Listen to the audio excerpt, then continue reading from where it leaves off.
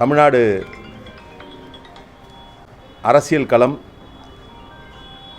தேர்தலை நோக்கி வேகமாக நகர்ந்து வந்து கொண்டிருக்கக்கூடிய இந்த சூழலில் பல்வேறு அரசியல் மாற்றங்கள், அணி மாற்றங்கள், கூட்டணி சேர்க்கைகள் நடந்து வருகிறது.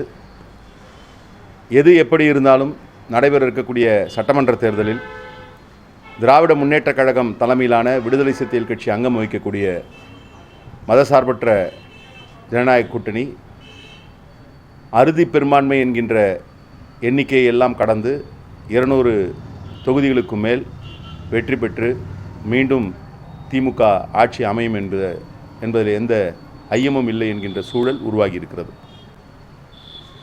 குறிப்பாக தமிழ்நாடு முதலமைச்சர் மாண்புமிகு அண்ணன் தளபதி அவர்கள் பல்வேறு திட்டங்களை செயல்படுத்தி இருக்கக்கூடிய இந்த சூழலில் அனைத்து தரப்பு மக்களுடைய கோரிக்கைகளும் ஏற்கப்பட்டு மிகவும் நிதி நெருக்கடியான சூழலில் இந்த திட்டங்களை எல்லாம் செயல்படுத்தி வருவது மக்களிடம் பெரும் வரவேற்பை பெற்றிருக்கிறது. இன்னும் குறிப்பாக கடந்த காலங்களில் ஆட்சியாளர்கள் அல்லது ஆட்சி அமைக்கக்கூடியவர்கள் தேர்தலில் கொடுத்த வாக்குறுதிகள் பற்றி ஆட்சி நடைபெற்று கொண்டிருக்கக்கூடிய தருணத்தில் பேசுவதில்லை அல்லது அதை பற்றி ஒரு விவாதப் பொருளாக உட்படுத்தவில்லை.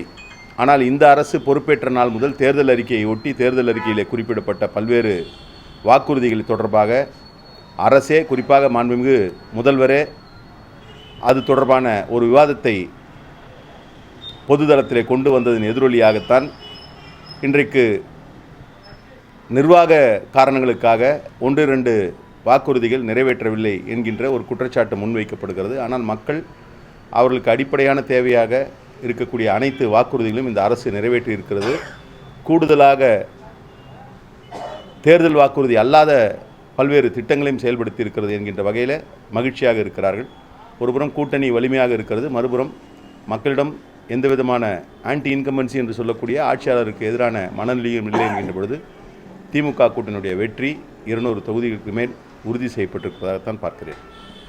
கேட்டு பெறுவதற்கான வாய்ப்புகள் என்பதை விட அரூர் தொகுதியில் விடுதலை சிறுத்தைகள் கட்சி போட்டியிட வேண்டும் என்கின்ற விருப்பத்தை ஒவ்வொரு தேர்தலிலும் கூட்டணிகளில் இருக்கின்ற பொழுது தொடர்ச்சியாக வலியுறுத்தி வருகிறோம். அந்த வகையில் இந்த தேர்தலிலும் அரூர் சட்டமன்ற தொகுதியை கேட்டு பெறுவதற்கான முயற்சியை விடுதலை சிறுத்தைகள் கட்சியுடைய தலைவர் அண்ணன் எழுச்சி தமிழர் மேற்கொள்வார். இது கடந்த காலங்களில் இந்த தொகுதியினுடைய தேர்தல் முடிவுகள் அல்லது இந்த தொகுதியிலே இருக்கக்கூடிய விடுதலை சிறுத்தைகள் கட்சியுடைய வலிமை ஆகியவற்றை அடிப்படையாக கொண்டுதான் கடந்த காலங்களிலே இந்த சட்டமன்ற தொகுதியில் கூட்டணியில் இருக்கின்ற பொழுது கேட்டிருக்கிறோம், கூட்டணியில் இருக்கின்ற பொழுது போட்டியிட்டு இருக்கிறோம். அந்த வகையிலே இந்த முறை இந்த தொகுதியை கேட்பதற்கான வாய்ப்புகள் என்பதை விட விருப்ப தொகுதிகள் என்கின்ற அடிப்படையில் நிச்சயமாக அரூர் விடுதலை சிறுத்தைகள் கட்சியினுடைய விருப்ப தொகுதியாக இருக்கும்.